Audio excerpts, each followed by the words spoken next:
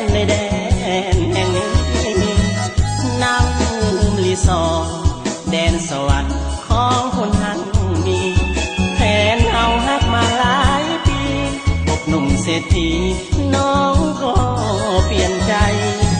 ก่อนเจ้าไปเหตุการณ์อยู่แดนสวรรค์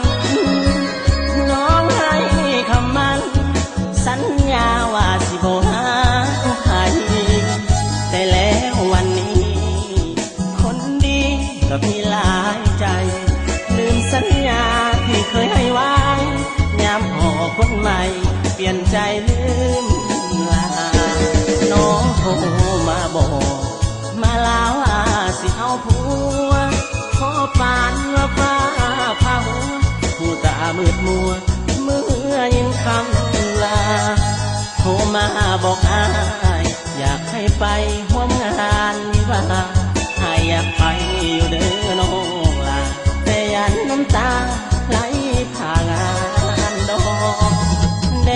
นสวรรค์เจ้าเอ๋ยจงอวยพรใส่ให้เขากับคนหาใหม่ขออย่าได้พบความเศร้าหมองคนจนบุญน้อยจำต้องถอยห่างแม่เนื้อทองศาสตร์นี้อายบ่ได้น้องอายก็สิของศาสนาธรรม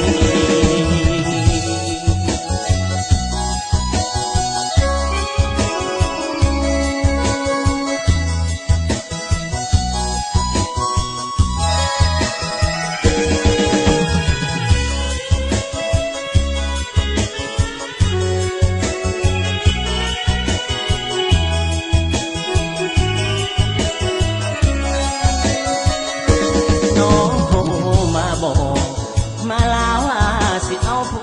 วขอปานว่าฟ้าพาหัวผู้ตามืดมัวเมื่อยังคำลา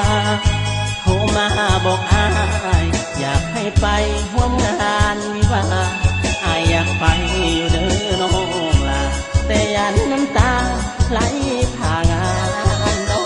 กแดนสวรรค์เจ้าเอ๋ยจงอวยพรใส่ให้เขากับคนหาใหม่ขออย่าได้พบความเศร้าหมอง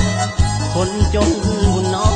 ยจำต้องถอยห่างแม่เนื้อทองศาสตร์นี้อายบ่ได้น้องอายก็สิของศาสนา